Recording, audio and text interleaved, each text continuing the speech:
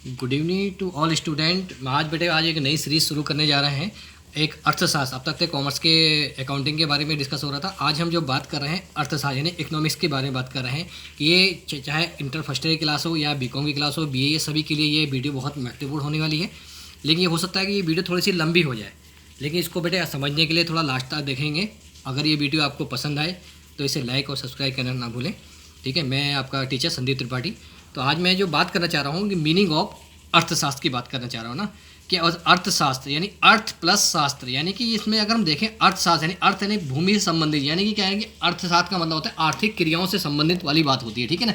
अगर अर्थशास्त्र ने किसी एक अर्थशास्त्री ने अर्थशास्त्र की परिभाषा नहीं दी है, अनेक अर्थशास्त्रियों का क्या था, उनका अलग अलग मत था, फिर भी हम अर्थशास्त्र की परिभाषा को समझने के लिए इसको हम 4 कैटेगरी में इसको हम बांट सकते हैं। तो पहली जो है कैटेगरी आ रही है धन संबंधी परिभाषा, दूसरी आपकी है कल्याण संबंधी परिभाषा, तीसरी दे रखी है तुम्हारे दुर्लभ संबंधी परिभाषा, और चौथी दे रखी है विकास संबंधित परिभाषा। ठीक है ना। तो पहली क्या दे रखी है आपकी धन संबंधित परिभाषा, जिसको हम अगर इंग्लिश में बोलें तो वेल्थ ओरिएंटल डेफिनेशन बोलेंगे। ठीक है। और दूसरी हमारी जो दे रखी है वेल्थ फेयर डेफिनेशन आ जाएगी, और तीसरा जो है क्यूरियोसिटी ओरिएंटेड डेफिनेशन, और तीसरा और लास्ट यानी फोर्थ वाला जो आपका आ जाएगा ग्रोथ ओरिएंटेड डेफिनेशन होगी। ठीक है। अब इनमें अलग अलग अर्थशास्त्रियों ने अलग अलग महत्व का दिया गया है। तो उसमें देखो सबसे पहले जो धन संबंधी परिभाषा दी है वो एडम स्मिथ, क्योंकि एडम स्मिथ को ही क्या है विश्व स्तर पे क्या माना फादर ऑफ इकोनॉमिक्स भी इनको कहा जाता है, और वॉकर इन आदि इन्होंने कई लोगों ने इनमें मतलब परिभाषा दी है, जिसमें सबसे जो फादर ऑफ इकोनॉमिक्स हैं तो वो जो आपका है एडम स्मिथ हैं। तो इन्होंने 1776 में अपनी एक पुस्तक प्रकाशित की थी जिसका नाम था an inquiry into the nature and cause of wealth of nation. ठीक है ना। इसमें जो दे रखा था, इसमें जो फोकस किया गया है, इसमें धन यानी धन को ही सर्वोपरि कहा गया है। धन ही सबके लिए क्या है महत्वपूर्ण है। अगर एडम्स ने यही बताया है कि धन के बिना मनुष्य कुछ नहीं है, ये कह सकते हैं। धन को इसमें महत्व दिया गया, मनुष्य की क्या गई है उपेक्षा की गई है। ठीक है ना। दूसरी दे रखी है आपकी कल्याण संबंधी परिभाषा दे रखी है। अब इसमें क्या दे रखा है धन संबंधी परिभाषा में, तो क्या किसको ज़्यादा महत्व दिया था, धन को महत्व दिया था। लेकिन कल्याण संबंधी यानी कि वेलफेयर ओरिएंटेड डेफिनेशन में जो दे रखा है, ये मार्शल, पीकू, कैनन आदि ने जो दे रखी थी, इसमें क्या दे रखा है धन की उपेक्षा की गई है और मनुष्य को ज़्यादा इंपॉर्टेंस दिया गया है। ठीक है ना। अब पहली कंडीशन थी धन संबंधी परिभाषा, तो इसमें क्या था कि व्यक्ति की अपेक्षा क्या धन को ज़्यादा इंपॉर्टेंस दिया गया है। कल्याण संबंधित परिभाषा में दे रखा है कि क्या दे रखा है कि धन को उपेक्षा की गई, धन को कम इंपॉर्टेंस दिया गया है और व्यक्ति को ज़्यादा, क्योंकि भाई जो धन है ना वो व्यक्ति के लिए है और व्यक्ति धन के लिए नहीं है। भाई धन से क्या करते हैं अपनी आवश्यकता है, धन अगर हो जाएगा इसका कोई यूज़ करने वाला ना तो वो भी क्या होगा बेटे बेकार हो जाएगा ना। तो इसलिए क्या है कि इसमें कल्याण संबंधी यानी कल्याण किसका होगा, व्यक्ति का होगा, समाज का होगा।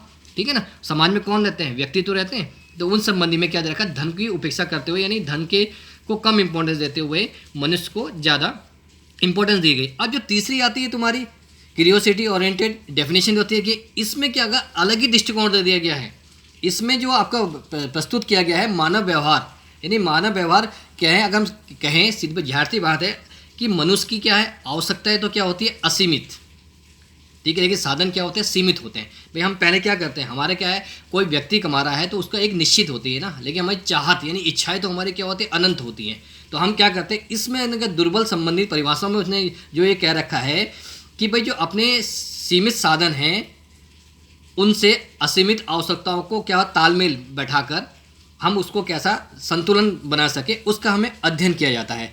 तो इसमें अगर हम देखें अगर इसमें कि किस तरह से हम 5 पॉइंट को हम ज़्यादा इसमें कह सकते हैं। सबसे पहले असीमित आवश्यकताएं, भाई हमारी आवश्यकता क्या असीमित, हम एक चीज़ हमें मिल जाती है तो दूसरी की हमें क्या होती है लालसा हो जाती है। ठीक है ना।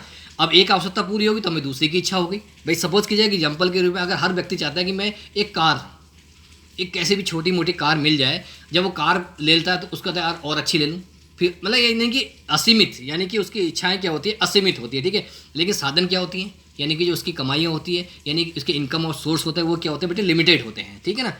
अब जो हमारे जो तीसरा आता है इनके जो साधन हमारे पास होते हैं इसका हम वैकल्पिक प्रयोग कैसे कर सकते हैं, यानी हम अपनी आवश्यकताओं को कैसे एडजस्टमेंट कर सकते हैं। फिर आता है कि आवश्यकता में तीव्र अंतर, यानी कि जो बेसिक नीड हमारी जल्दी है, जैसे हम कहते हैं रोटी कपड़ा मकान, ये चीज़ हमारी देर की बेसिक नीड है, यानी कि इसमें जो चीज़ हमारी सबसे पहले इंपॉर्टेंट है हम उसको करेंगे।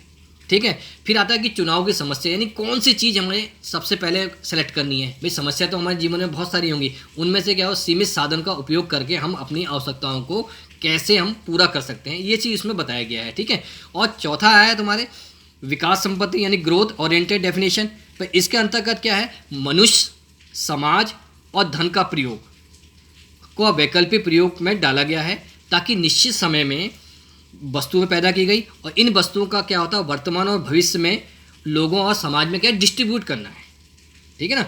अब डिस्ट्रीब्यूट करना है क्या है भाई, समाज में क्या है, देखो मनुष्य रह रहा है, मनुष्य क्या है एक सामाजिक प्राणी हो गया, पैसे भी उसकी नीड है, लेकिन उसका क्या है निश्चित उनका सबका प्रयोग करके निश्चित समय में वस्तुओं को पैदा करते हैं और इन्हें वर्तमान और भविष्य के लिए लोगों और समाज में उचित ढंग से, ताकि क्या है संतुलन हमारा बना रहे। तो ये क्या होता है तुम्हारे विकास संबंधित परिभाषा कहलाती है, जिसको हम बोलेंगे ग्रोथ ओरिएंटेड डेफिनेशन। बेटे अगर ये वीडियो आपको पसंद आई है तो लाइक और सब्सक्राइब करना ना भूलें। Okay, thank you.